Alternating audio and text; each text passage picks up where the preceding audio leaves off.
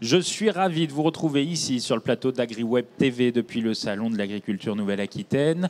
Nous sommes ici à Bordeaux, au Parc des Expositions de Bordeaux, et nous sommes ici pour la remise des prix des trophées de l'agroécologie. On a remis des prix sur ce plateau d'AgriWeb TV, comme vous l'avez vu, le prix de la Fondation pour une agriculture durable. Et on continue un peu dans le même registre avec les trophées de l'agroécologie, les trophées de l'agroécologie 2023-2024. Moi, je vais tout de suite vous passer la parole. Donc, Yannick, expliquez-nous un peu ces trophées de l'agroécologie pour la DRAF.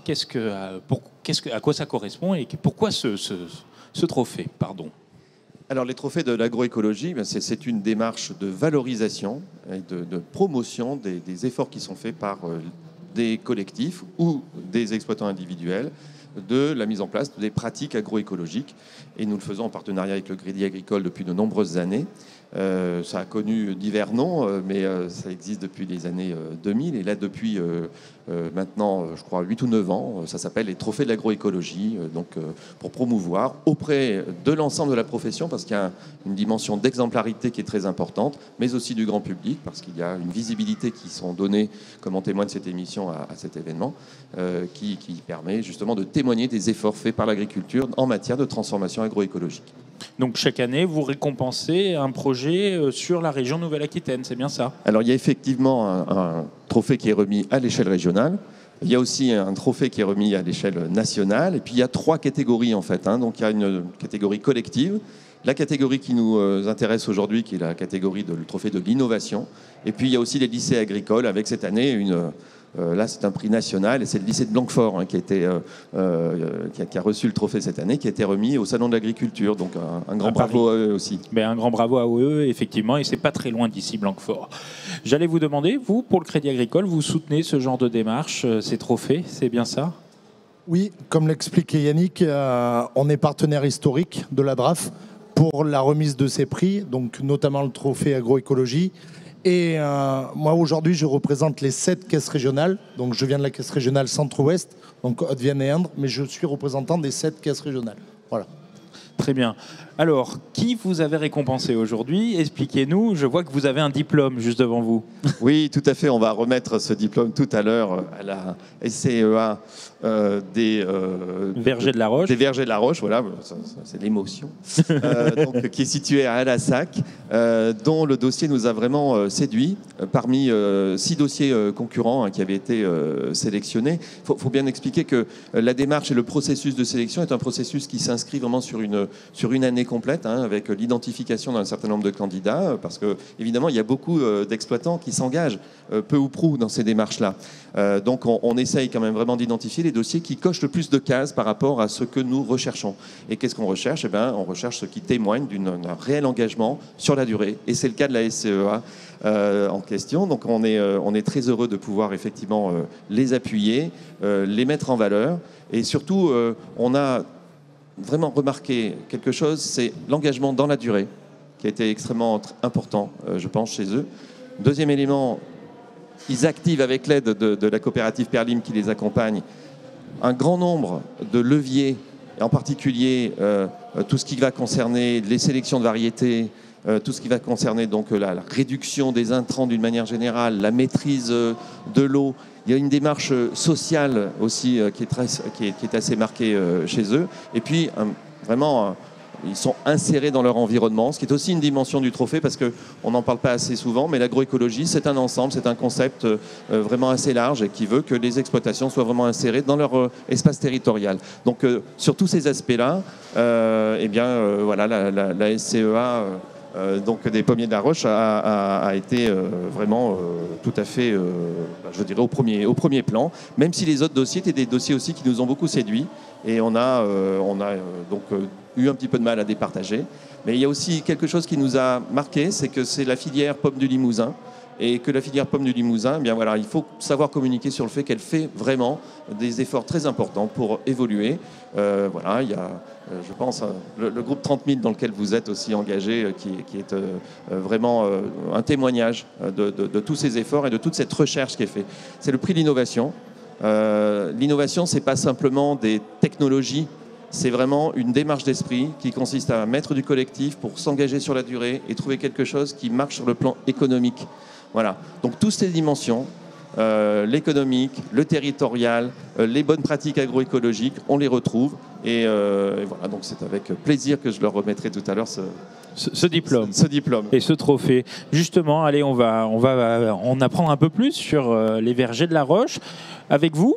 Donc, présentez-nous un peu votre exploitation. Qu'est-ce que vous faites? Vous êtes situé donc en Corrèze, non loin de Brive, c'est bien ça?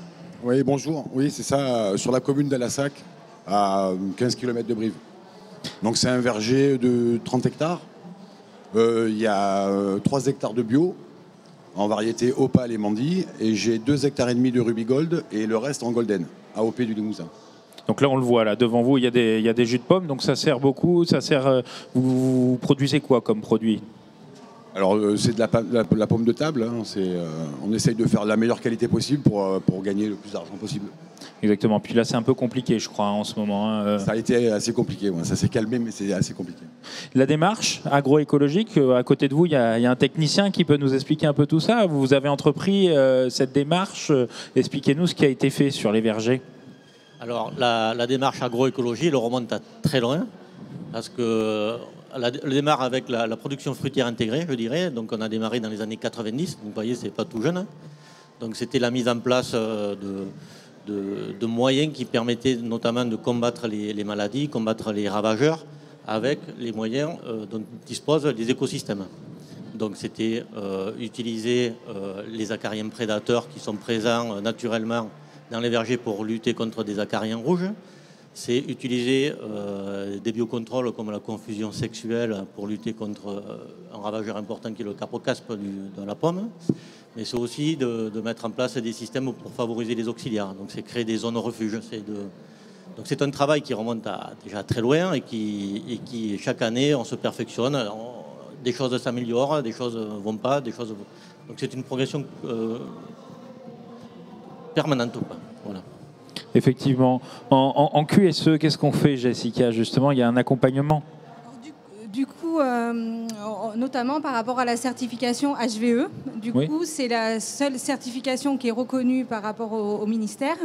Il y a 4 thématiques qui va être l'agroécologie, l'utilisation des biocontrôles, après du coup limiter l'utilisation en eau et la protection de la vie des sols. Voilà. Moi, je vous propose de voir un peu votre exploitation. On a une image drone, hein, il me semble, des vergers de la Roche qui date un peu. Décrivez-nous un peu cette exploitation. Vous êtes sur des coteaux, c'est bien ça là-bas. Expliquez-nous un peu où vous vous situez, qu'est-ce que vous faites, si ça pousse bien aussi.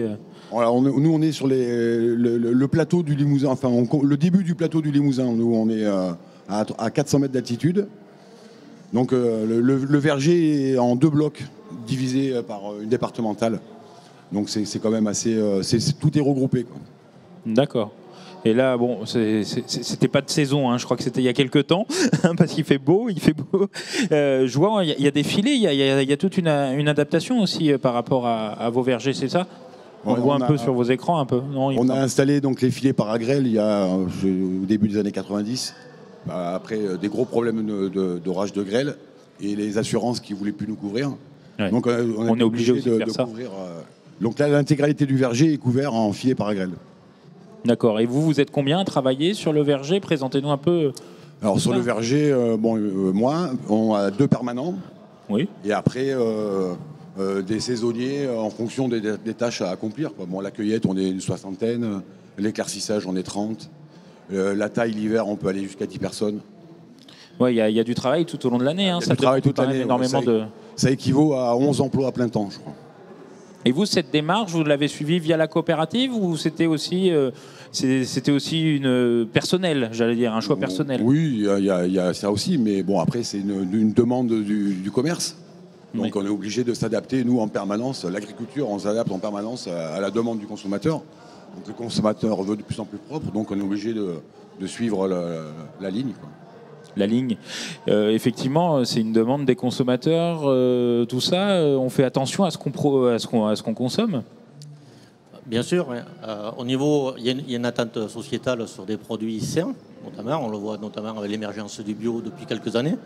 Donc on est rentré aussi, évidemment, avec le verger de la Roche dans la démarche bio, en accompagnement. Après, il y a une attente sociétale sur le voisinage.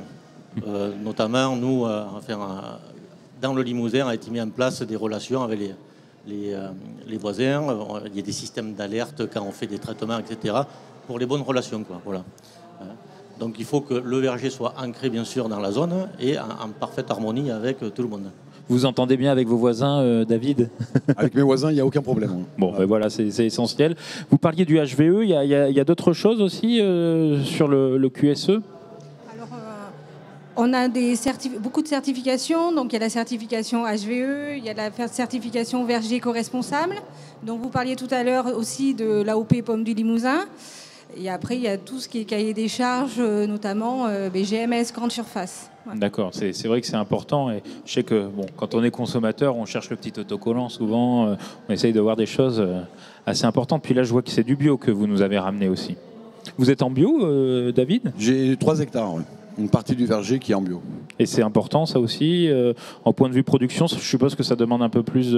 C'est plus compliqué, il y a beaucoup plus de suivi, mais après, ça fait partie de diversification de production. Si on n'avait que des golden, l'année où ça marche pas très bien, ça nous permet d'avoir une palette plus grande de produits, quoi. Ouais, vous conseillez d'avoir plusieurs, j'allais dire races, c'est pas le terme, mais c'est les Primolstein derrière, variétés, excusez-moi.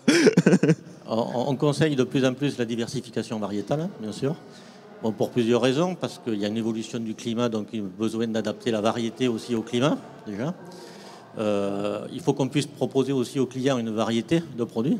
Donc, on n'avait que la Golden en pomme du Limousin. Donc, c'est vrai que d'apporter d'autres variétés est un plus, bien sûr. Après, on se tourne aussi vers des variétés plus tolérantes à certaines maladies, pour dans l'évolution, quoi.